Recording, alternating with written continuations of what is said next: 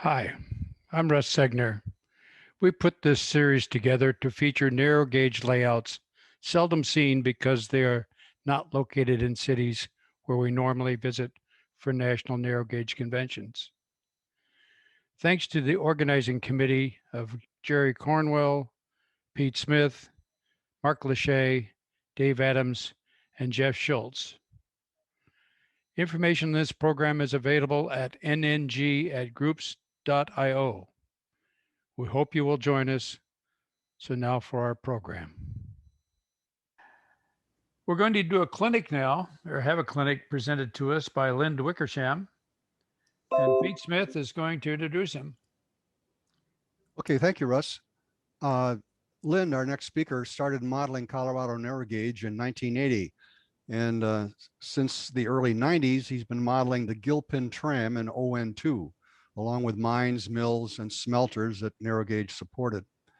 His models have been in several railroad magazines, including a multi-part article on smelters published in the Narrow Gauge Gazette. And with that short introduction, let me introduce my friend and excellent modeler, Lynn Wickersham. Lynn, it's all yours. Thank you, everybody, for tuning in for this. Tell you a little bit about the history, and then I'll go through the process and show you some of the smelters that were here in, or that were in Colorado. I know a lot of people have wondered what goes on inside mills, what goes on inside smelters. And so this clinic will hopefully at the end of it, if you don't go to sleep, you'll know a little bit more about that. So a little bit on the history. By the 1880s in Colorado, most of the smelters had already moved to Denver and Pueblo, the exceptions being the ones that were still left and remaining in Leadville. And with the close of the Arkansas Valley smelter and the American Smelter in the 1960s, all the smelters in Colorado basically were gone. And there's a good reason for that. And it's because they were an ocean nightmare. Here you can see a typical inside of the reverberatory area of a smelter. And besides just the dust and the all of the stuff that's going on, you've got all kinds of noxious fumes, which I'll mention a little bit later.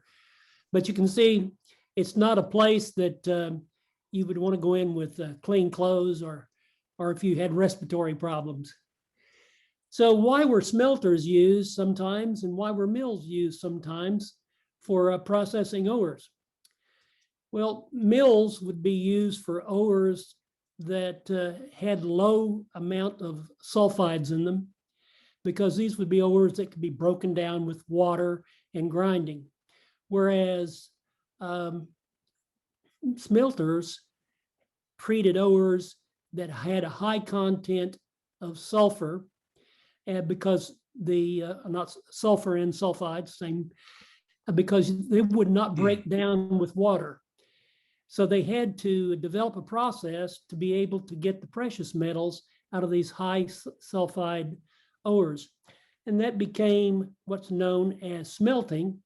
And it basically involved the heat and interaction with other base metals. And what we're going to talk about is basically matte smelting, which was done primarily in the Colorado smelters. They were trying to get as high as concentration out of the ore so they could send it off to the refiners as possible. So they discovered that they could get about a 20% concentration of silver out of the ore and quite a bit higher of the gold if they would treat it in a forced air blast furnace, and if they processed it with lead, because it would bond with the lead and they would be able to extract more. But later in the processes, as they went on, they found that they could use other metals. Pardon me just a moment. They found that they could use other metals in place of lead, and they could raise that concentration. Almost all the gold was able to be extracted when they switched away from lead. Just a few terms that I want to throw out before we go on, because I'll be talking about this, and that way you'll know kind of what we're talking about. Base bullion is what we're used to seeing. That's your gold or silver ingots that you've seen pictures of in some of the old railroad magazines, or they're bullion bars, and they're not pure, even though they look pure.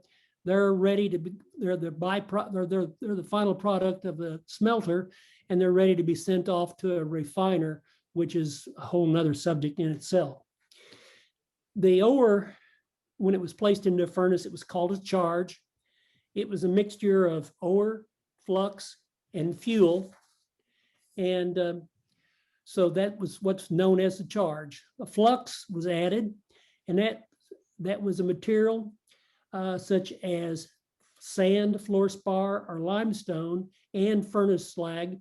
And it served to do two main important functions. It caused the cleaning of the base metals, to cause the metals to release from the sulfides, and it also caused once they became in a fluid state or a melted state, it caused them to flow better. The fuels that they would be using would have been primarily either coke, which is baked coal, and these would have been processed in a coke oven, or it would have been charcoal, which would have been processed in beehive ovens. And I've got an image here for you. Here's an example of a beehive oven. These were all over the state of Colorado. When at the peak, they estimated that there were around 1,400 ovens operating in Colorado. And here's an example of the some more ovens. These were a little different than beehive, obviously. What they would do is they would have lorries, and you can kind of see one on the edge of this picture, basically as a rail car. They would load them with the product, the coal, and they would bring them down on these rails overhead, drop them into the individual ovens underneath, seal the air entrance or the dump area where they dump in, seal that up. And then you had these doors in the front of each of the oven. They'd light the fire, seal the door up where it got just a very little air. And then the coal, outer part of the coal would burn, but it would leave the inner part sort of as a briquette. And that would be how they would make their coke. Some of the very early smelters used wood in their furnaces, but it had a disadvantage in that it resulted in more flue dust, and in that dust, they would lose some of their fine particles of precious metals. And it also reduced some of their capacity, obviously.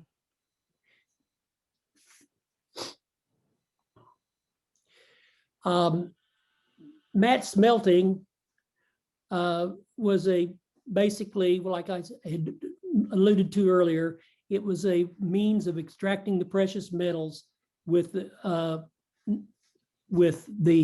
using the fluxes and using the higher grade fuel, such as the coke or the charcoal. Slag was always one of the byproducts of the process, and that we'll talk about here in just a little bit, but the slag was used in the process for reprocessing in some of the furnaces, but it was also sold off to railroads because it made great ballast. First, a type of, and before we get into the ovens, we think of the smelters as being primarily just furnaces, but there were quite a few other items which were necessary, obviously, for the smelter to function. One of them being they had to have a source of steam to drive the blowers, the crushers, etc. How to drive large cordless engines. This is an example of a cordless engine, which was in the smelter at Salida. They had to have means of conveying the raw material around in the smelter. They weren't typically built on the hillside like the mills. They were basically two-level buildings. You had the lower level where you would have basically the furnace feed, not the feed, but the furnace product floor, and you'd have where the slag would be brought out. So they had to have some means of getting the raw product up to the feed floor, which is not in this view here. But here's an example of a very early cable elevator and some pig slags here and slag pots, which we'll talk about. And in the background, you can see a blast furnace. This is inside of a small smelter up at Kokomo. Here's a model of that type of an elevator with a charge card on it. Some of the smelters used buckets, chain buckets, instead of elevators. They'd feed the product in, obviously, at the bottom, and it'd discharge at the feed floor.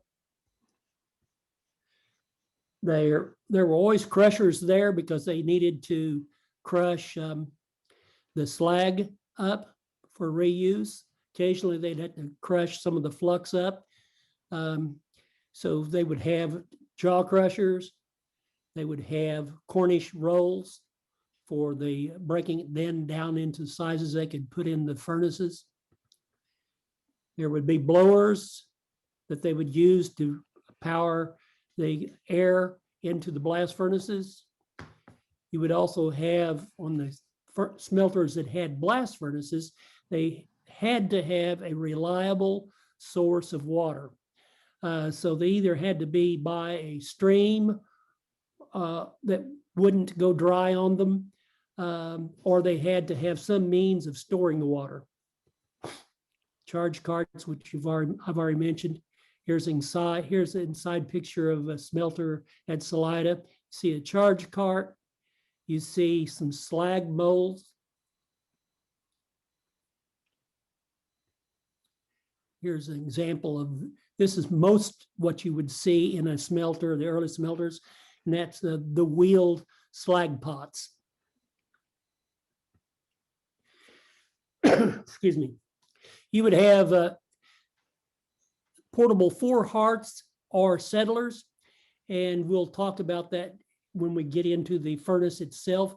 But basically, the furnace, when they tap the furnace, they would tap into a four hearth. Some of them would be portable, some of them would be fixed, but the four hearths always had two levels to tap off the material. They'd have the upper level because when the material came out, you'd have the slag or the more the base metals, not the precious metals, but some of the leads and some of the others.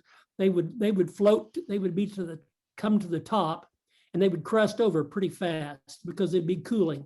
And before they crusted over, they would skim them out with an iron paddle, and then they'd stop the slag, and they would go to the lower siphon, open that, and that's be where the base mat or precious metals would come out. So you'd have portable hearths. You'd also have fixed hearths. They would either be clay lined or fire brick lined. Here's an example of a pot, settling pot, which is the same as a hearth, but it would be on a swivel, not a swivel, but on a pivot point, so that when they filled it with the slag and the base metals, they could tilt it to get the slag off, and the base metals wouldn't pour out. Here's an example of them tapping off into a slag cart from a blast furnace. You can see there's a lot of not only heat, but also just a lot of gaseous kind of smoke. And we'll kind of mention that toward the end. Here's a model of one of the settling pots and a launder. Launders were used to, basically they were steel or cast iron troughs that were, they would pour out the either the slag or the mat in and transport it that way by gravity to a casting bed. You'd have your ingot molds to pour the base, to pour the gold or the silver concentrates in. And so those were some of the things that you had besides the furnaces. The first type of furnace I'll talk about is what they call the reverberatory furnace. There were two designs. One of them, they basically roasted. They didn't actually melt the ore down. They just kind of baked it. Think of maybe like a pizza. They were trying to bake out the sulfides. They would break down with heat. And what they would do, they would drop the ore in the top. And the reverberatory furnace had typically from 3 to 5 hearths in it. This one, the cross section on, had 3.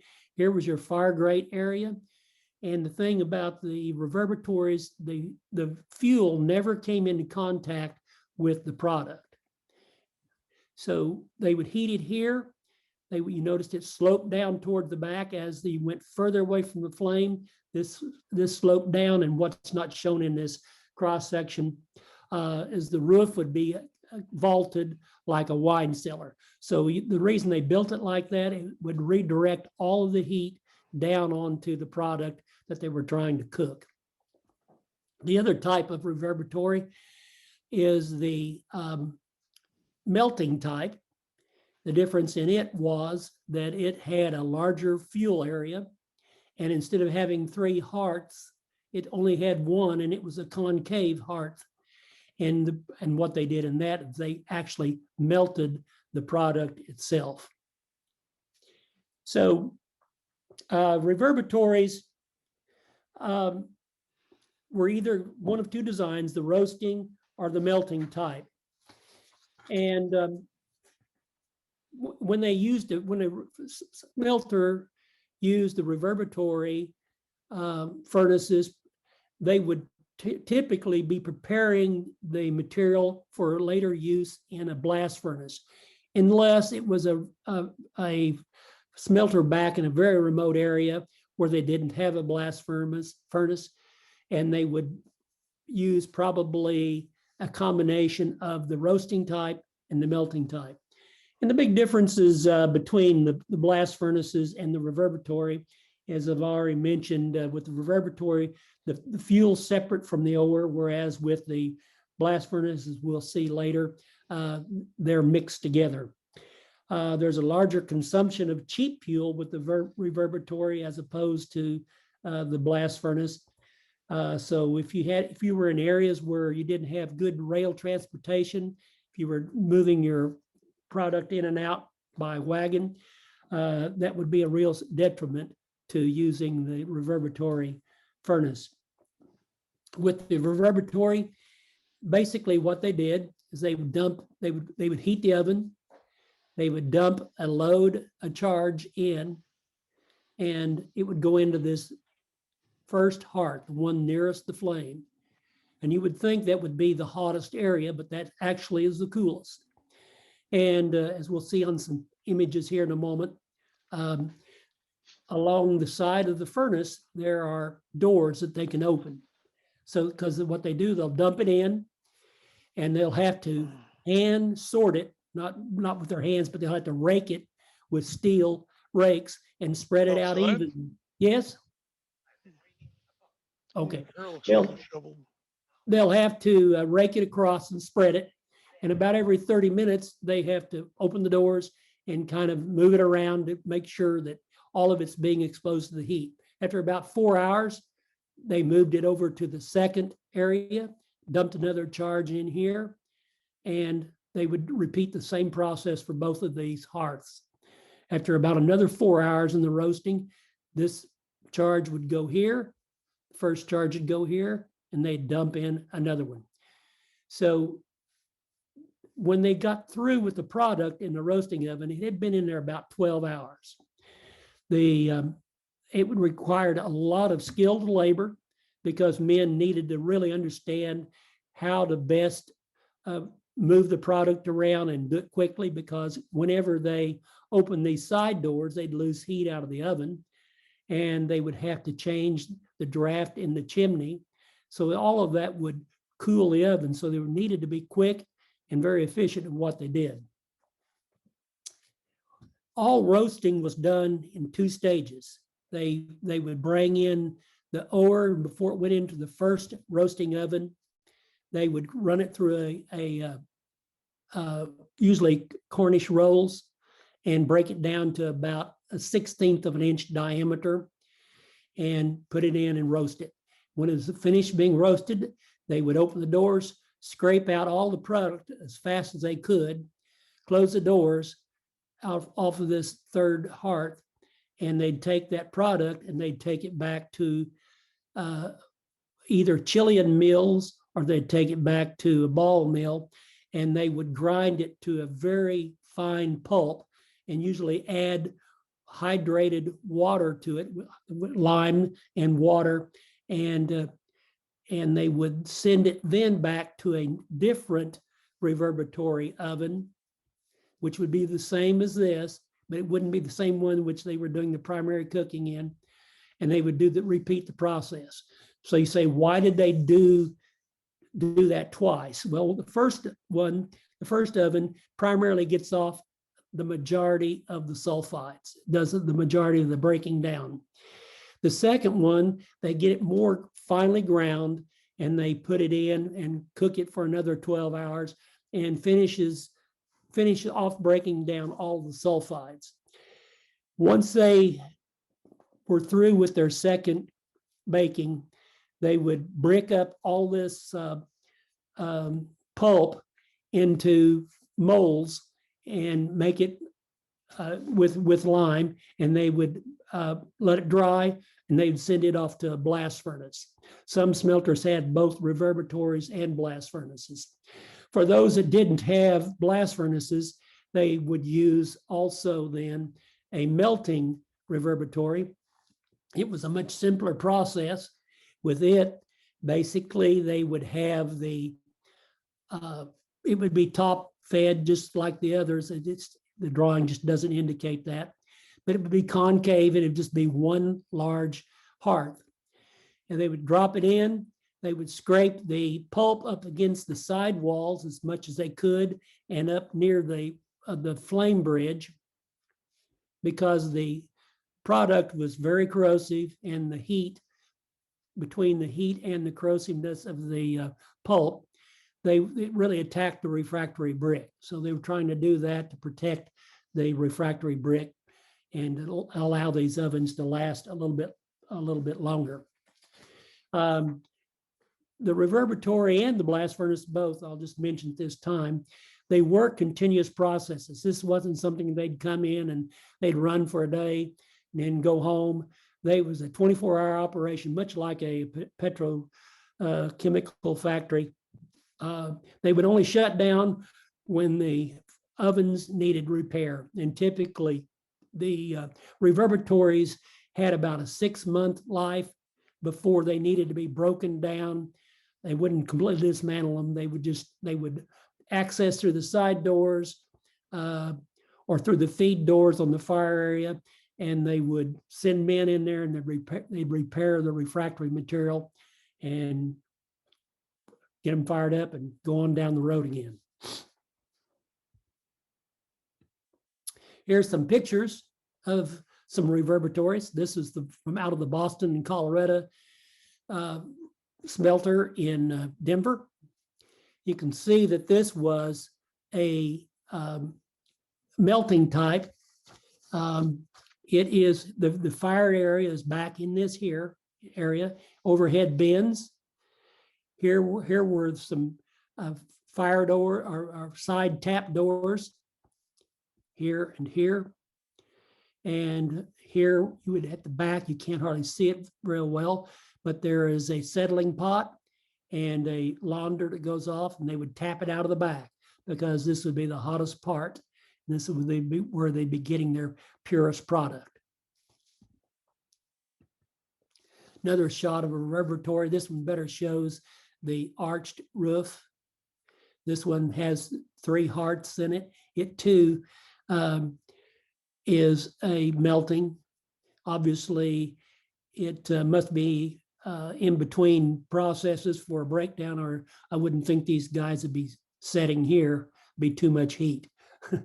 But here's your fire area and your side access doors.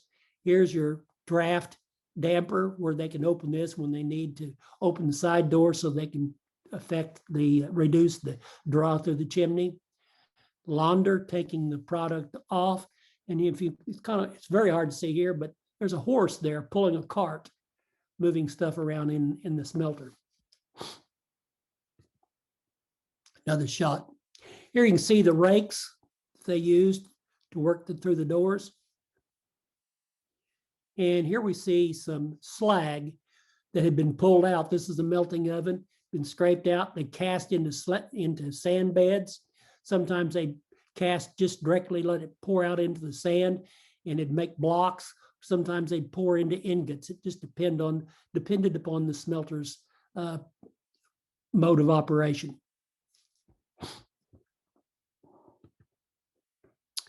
And final shot of a reverberatory. You can see these launders. Basically, that's how they had to handle the product. And this would be directed to the outside. Some of them they cast inside, some of them they cast outside. Inside could get pretty noxious. Here you see some of the long rakes they would use to reach into the oven to move the product around. This is a model I've constructed of a melting reverberatory. It's a melting design. The pots were 3D printed.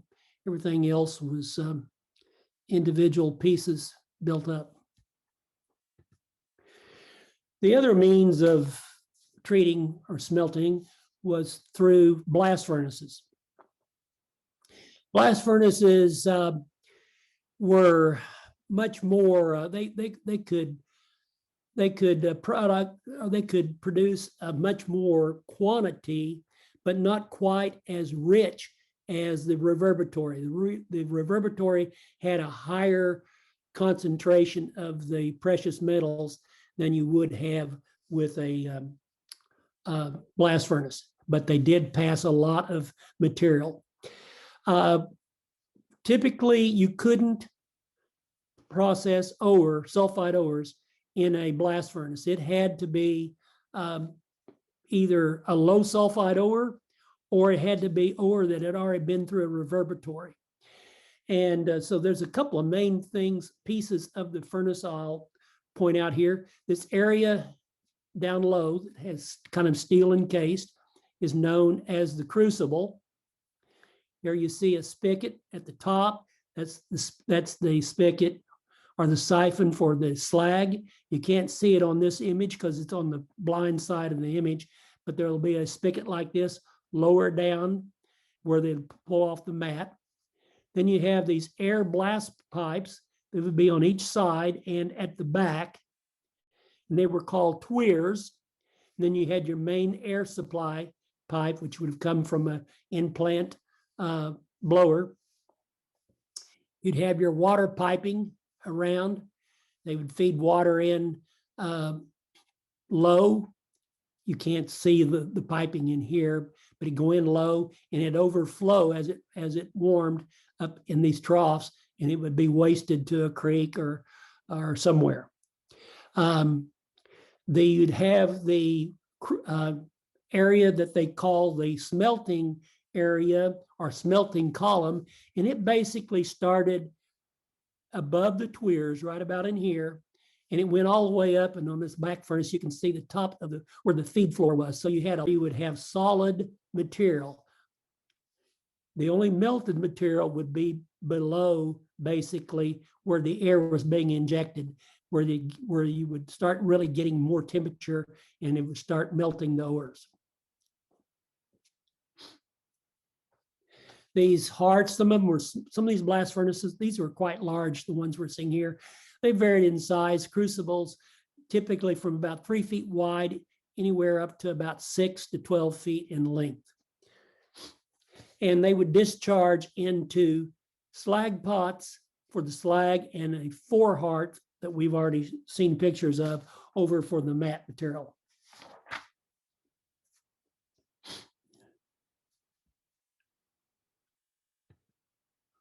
Here's a model of a early blast furnace, even earlier than when I showed you the picture, much smaller. Basically, you've got your matte or your precious metals tap, your slag tap, a 4-hearth. There'd be a 4-hearth here, and there would have been one here. Molds for the precious metals. This is your smelting column, your tuyeres, your crucible. All this was chimney. Here's your feed floor area. So you would have had the building would have had 2 levels where you had the blast furnaces, the ground level and the feed area. There would be a feed door on this side and a feed door on the other side, and there would be a damper so they could regulate the amount of air being pulled through the blast furnace.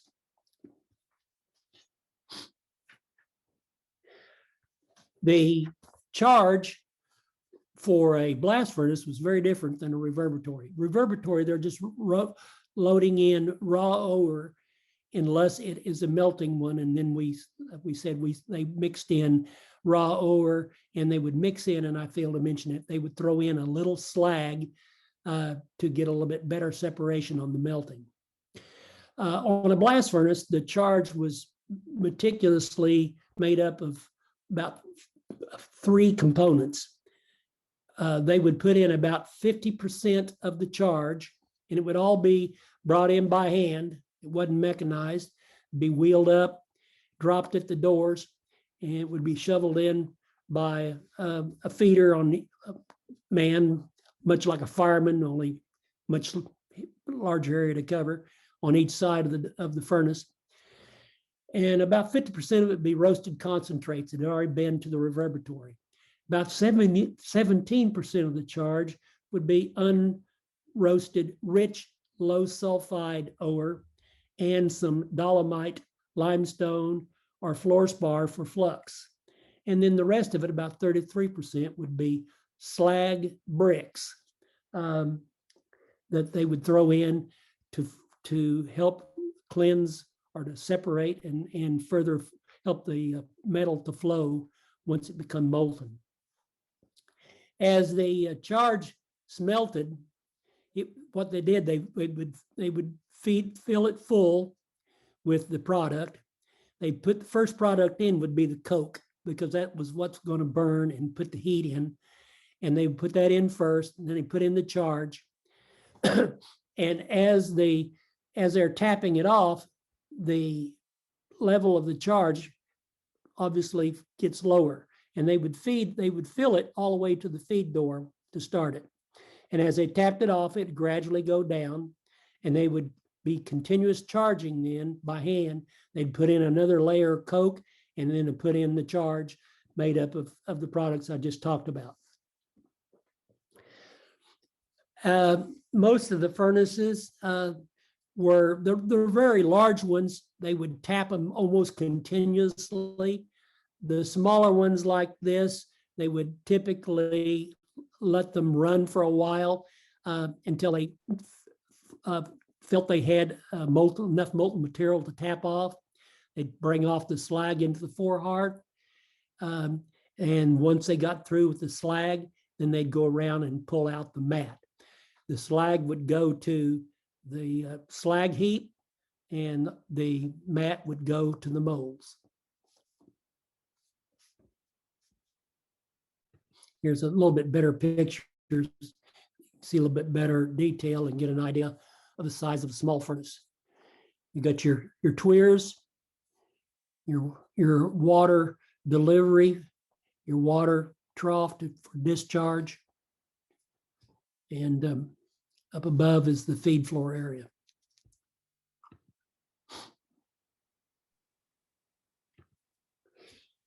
So the end product was the bullion bars.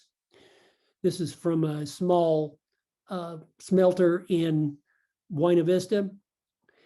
These bars varied in size, not at a particular smelter, but by different smelters. Some of the bars would be as 40 or 50 pound weights. Some of them would be 90 pound weights. These are rather large bars here, and you can see they've been cast into molds, and they would be stacked and shipped out. Here's some smaller bars from a Central City smelter.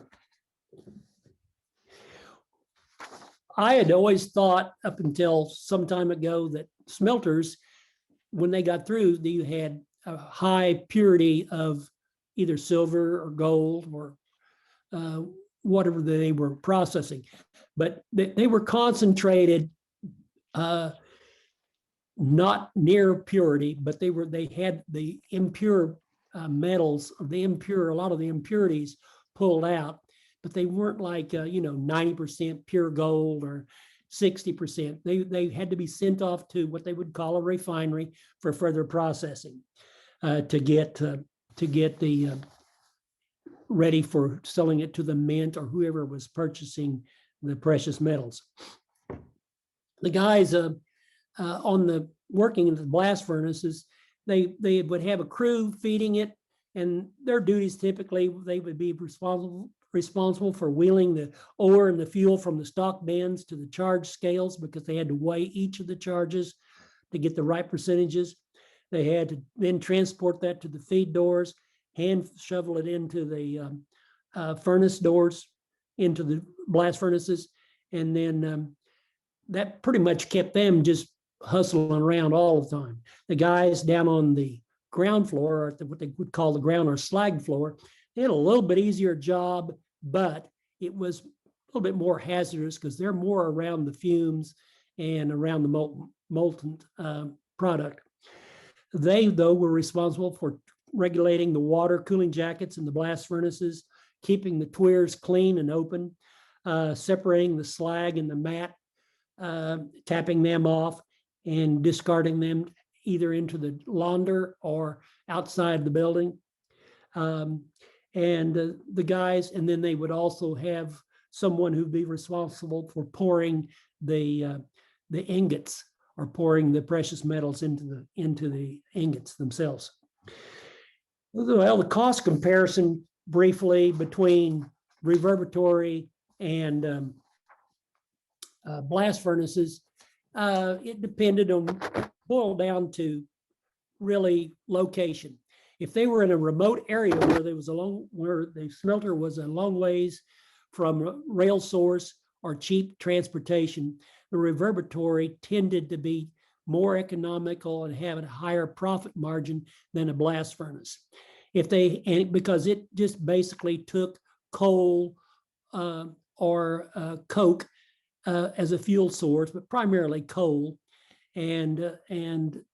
whereas the blast furnace required the limestone, it required the coke, it required more product, and it required it in larger volumes. The other disadvantage or the difference was that a reverberatory could produce a higher quality matte or a higher concentration than the blast furnace. The blast furnace, unless they were using dust collectors, some of the product would go up the stack and as fine dust with the smoke. The disadvantage to the reverberatory, as I mentioned earlier, was they had about a 6 to 8 month life before they had to be stopped, taken out of production, and repaired. Whereas the blast furnace, it had the same problems, but it lasted a little longer. How much could they produce? Well, like I said, it was a continuous process until they had to tear down to rebuild. A reverberatory could produce, if it's about a 22 by 14 foot reverberatory, it could produce about 48 short tons of material in a 24-hour period. A blast furnace, depending on the size, in the same 24-hour period, could do 10 to 100 tons. A little side note here, for a little bit of humorous byproducts of the smelter process were the cooking off of sulfuric acid, selenium, and arsenic. One reference noted that arsenic would normally precipitate in the chimney as it cooled and would fall back inside the chimney base. Well, guess what the owners let some of their workers do? When they periodically, the worker would be sent into the chimney base to collect the dust. So that wouldn't be a job I don't think any of us would really want to have. And if for those areas where they had blast furnaces that were using lead as a element to treat the product, you had the added problem of lead poisoning. I read a Sanborn report on the early smelters at Leadville, and I don't know why it really showed up so much in the Sanborn insurance, because they were primarily concerned about insuring property, not so much life. But they said the oldest people in age working at the smelter were just between 35 and 40. And people who worked there for a number of years tended to have health problems. Back then, they didn't know what those health problems really were, but they knew it didn't turn out well. So what kind of traffic were these things, did they generate or did they require? They required obviously ore from the mines, limestone, and fluorspar in. Limestone would come from like Florence near Canyon City or Monarch Pass. Wagon Wheel Gap and St. Peter's Dome had fluorspar mines. They would take coal, require a lot of coal. Obviously, there's a lot of places for that, like traffic in from Crested Butte, Baldwin, Como, Park Gulch, Sopris, Tabasco. That would be a coal sources. Coke were made in ovens, like at Cokedale near Trinidad, or Cardiff near Glenwood Springs, Florence, Morrow, and Redstone. The charcoal, like I said, there were about 1,400 of them around the area at the peak of the charcoal ovens. So that would not have been as a big of a problem in getting to that fuel source. So some of these, I want to show you some of these various smelters. This is the Alma Smelter, or actually it's the second smelter. The first smelter at Alma, served by the Denver South Park and Pacific. It's called the Boston and Colorado Smelting. It was built in 1873, and it was actually in the town of present-day Alma. You can't see any ruins. There are two buildings still left, but they've been converted to one of them as a home and one of them as a restaurant. And they were basically offices when the smelter were there. The thing burned to the ground and was later rebuilt at Alma Junction, which is about 2 miles south of the town of Alma. Here we can see this smelter had a blast furnace. It had a dust collector. The large pipe coming off here went into a dust collector bin, and you stack up. Water source. This isn't steam, but this was located on a creek there in Alma, and this was basically water that they were flowing down to the lower elevation.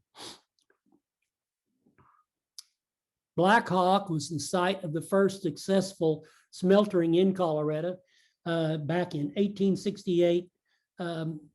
Nathaniel P. Hill developed, and this is a stereoscopic view, developed the first successful reverberatory furnaces, and the product would come in by wagon or by the Gilpin tram, and it'd go out by the Colorado Central and later the CNS.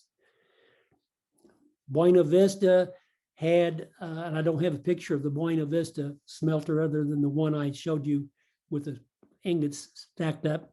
But Buena Vista had the cornucopia, which burned in 1884 and rebuilt as the Morley smelter in 1889 and burned again in 1901. I think I see a trend here. So they were served by the Denver South Park Pacific and the Denver and Rio Grande. Canyon City had a smelter called the Royal Gorge Smelting in 1883. And Denver then, we see here the Argo, and this was a rather large smelter. The Argo later became the Boston and Globe. You see, it's large enough that the rail traffic came in and actually ran into the building where they had the feedstock bins.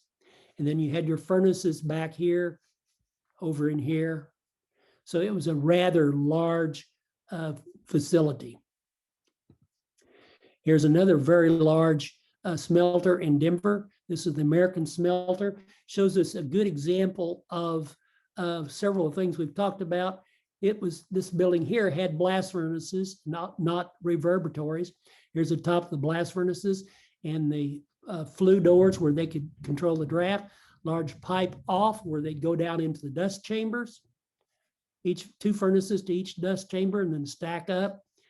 And they could take off the fine dust and reprocess it, and rebrick it for the fine products. A bunch of slag carts, bullion stacked out here.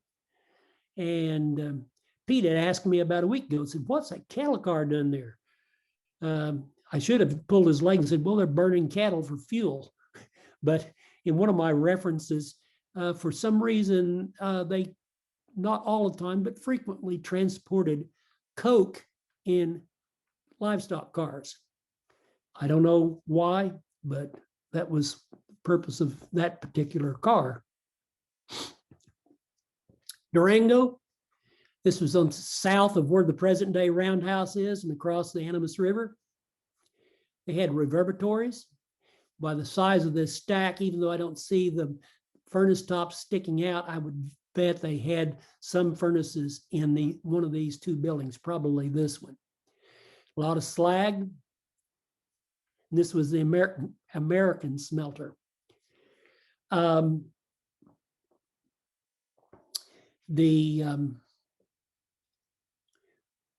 Golden had two smelters, the Golden Smelting Works and the Miners Smelting Works.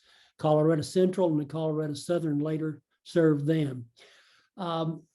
Silverton, I'm jumping ahead of myself here. This is Kokomo.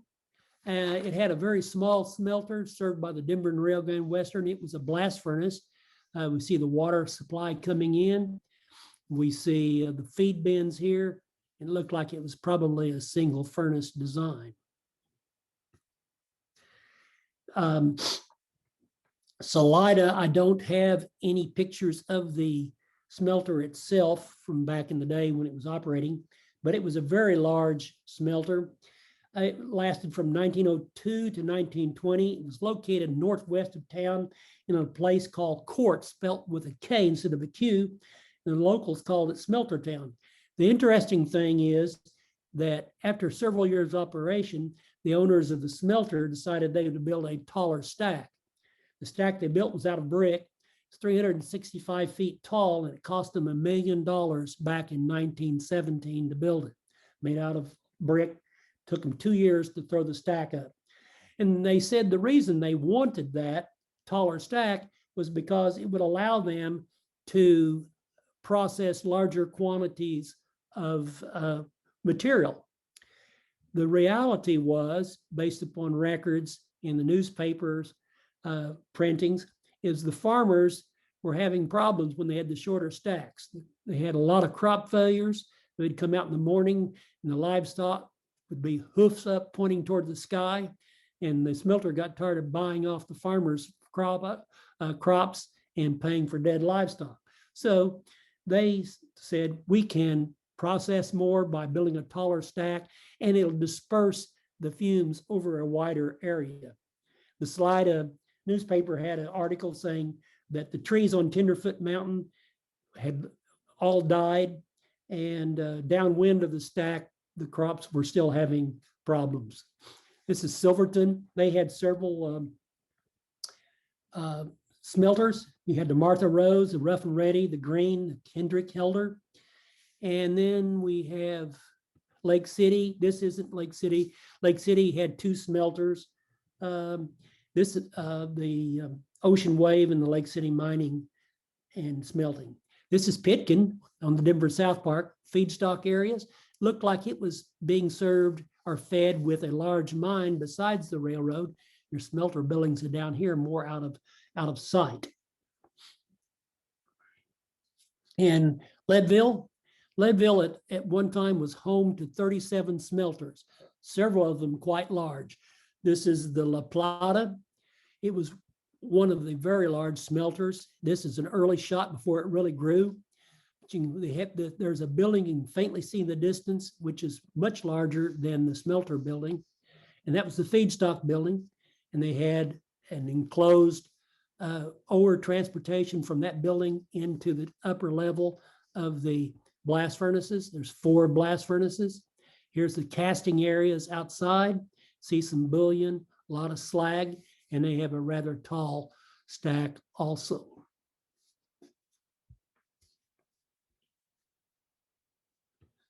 Rosita, very small early smelter, very little known about that. And as I said, by the 1960s, they had left the state.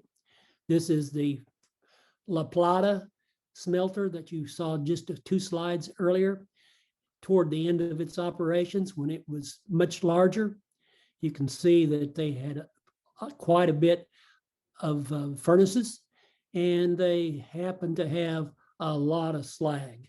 Look at the size of that pile in relation to those houses. And that's basically my presentation. Hey, that's great, Lynn. Really appreciate it. We have a couple of questions. Let me pass them on to you here. Okay. Number one, let's see. Dave Burrows wanted to know how they handle security to ensure they didn't lose all the precious metals. Well, they didn't have to worry about high graders at the mine, because basically the only way you could get the good stuff out was get a hold of a brick. That'd be a little bit harder. I didn't really investigate that.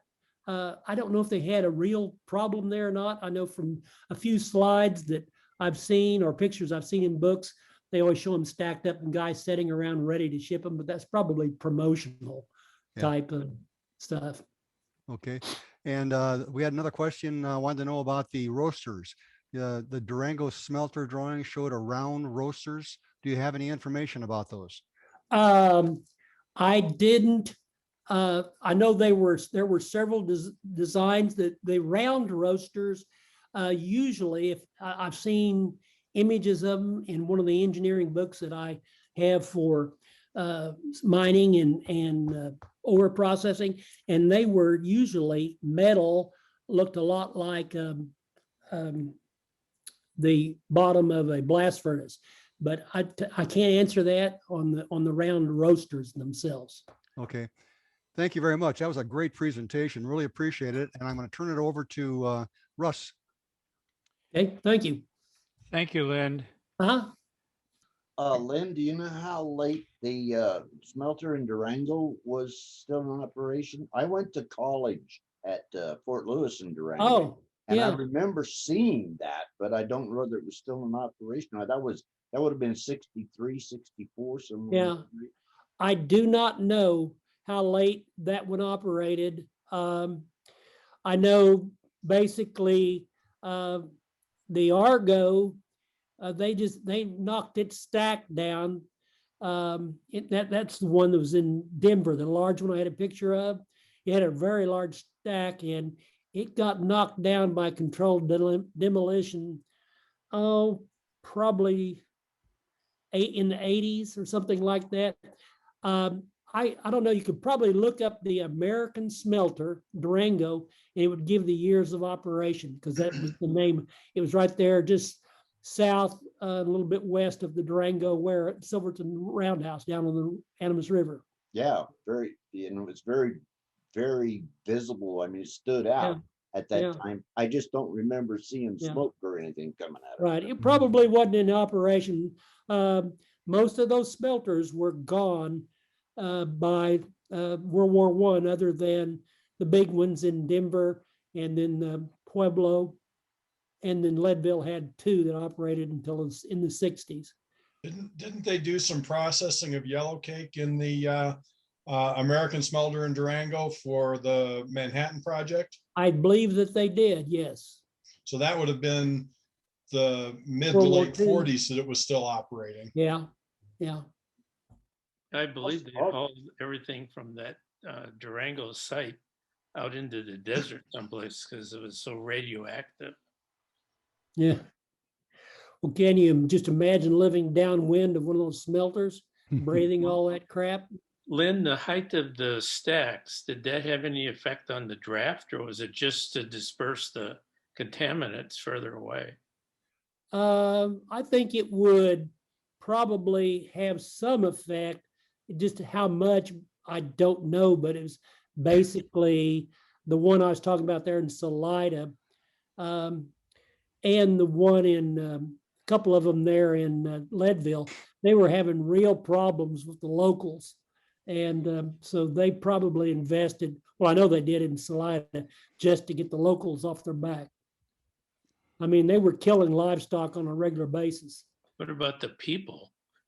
Well, I saw a Sanborn report. I don't know if I mentioned it for sure, but on one of the Leadville smelters, and they said that the oldest guy in the smelter was 35 years of age. Oh, Because you're breathing arsenic, you're breathing Yeah. some of the heavy metals. It's just not a good place to be. Lynn, did any of the any of the smelters in Leadville serviced by the Colorado Midland? Yes, I believe so. Yes.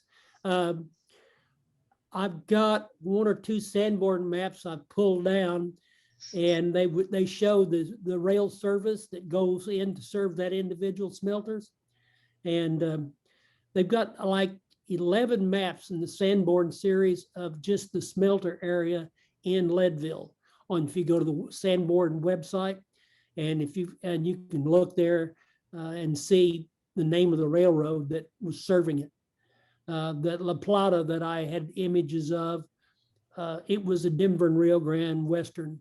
They had a yard actually there in the smelter where they could, shuffle cars because of just the sheer amount of volume in and volume out. Where were the smelters located in respect to the current town? On the west,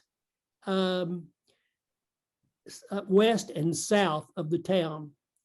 When you come up, I don't remember the name of the highway, but when you're coming up from Buena Vista, as you come in, before you get actually into town, the road splits. One of them goes off towards a Minturn. The highway goes off, and the other one goes into Leadville. Just past that split is where a lot of the smelters were located.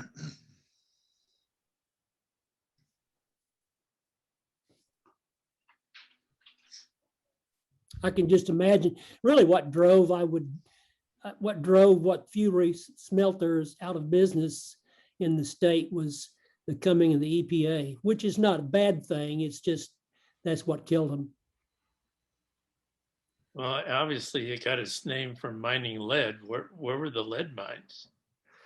Well, you have lead in a lot of your when you mine ore, gold or silver. It has some lead in it. Now, I don't know if they, obviously early on when they were using lead in the smelters as a fluxing agent, I wouldn't think that they could get enough out of the ore to actually flux it. So I couldn't tell you where the lead would have been coming from.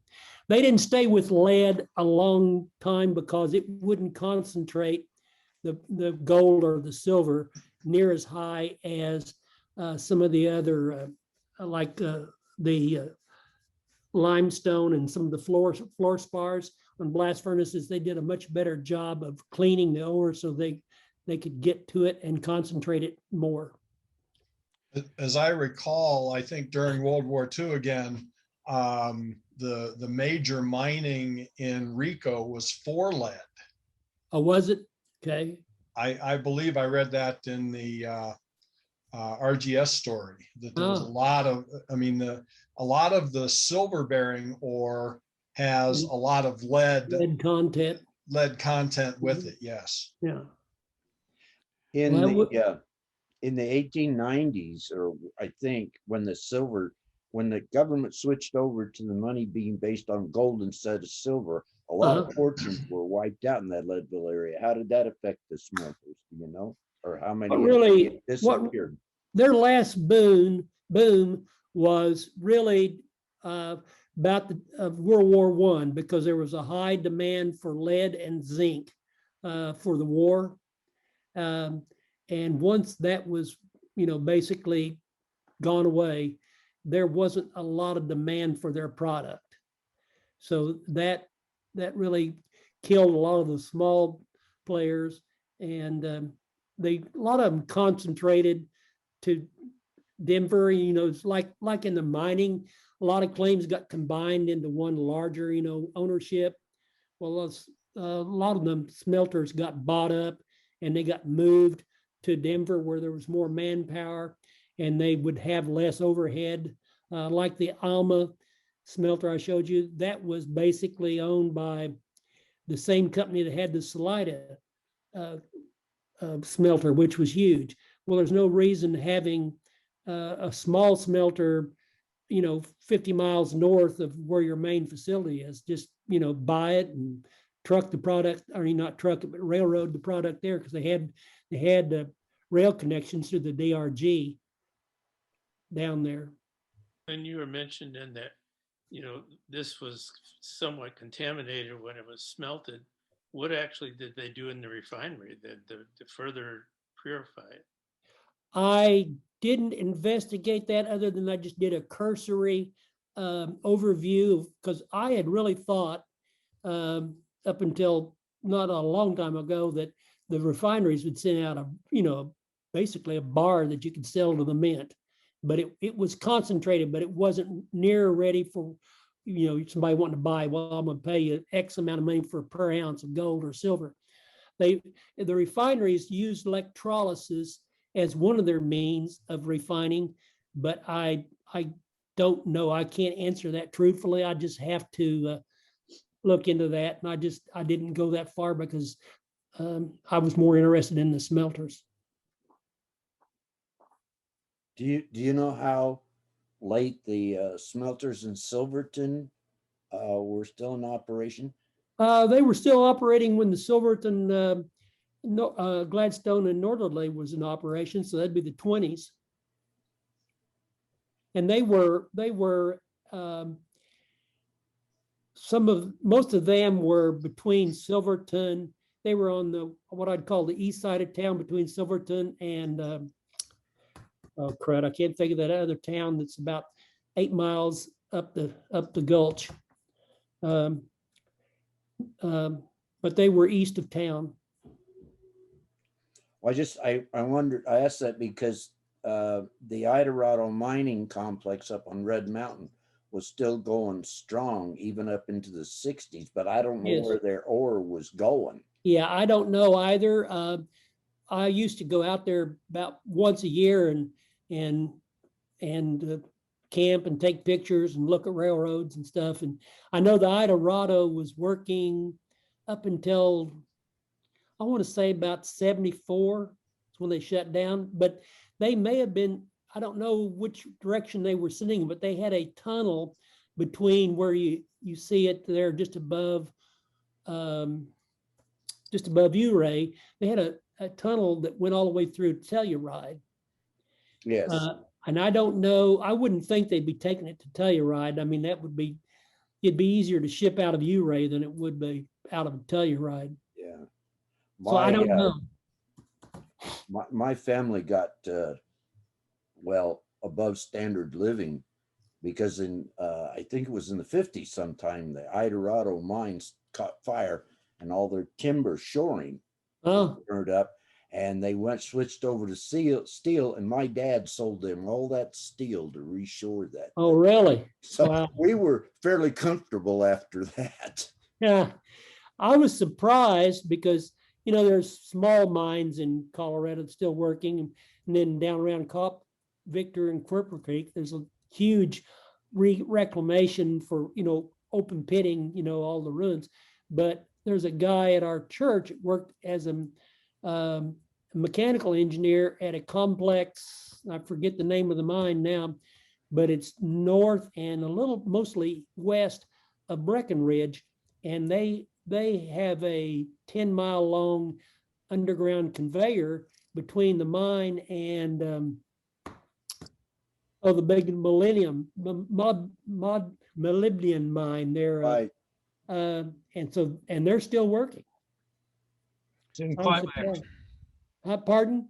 That's in Climax. Yes, in Climax, yes. Yeah. Yeah. One of the biggest shippers that interested me on Tennessee Pass was at Gilman, just south of Minturn, several miles. And it was it's called Battle Mountain, and it was mined for gold, silver, and zinc, and lead, all of the same mountain.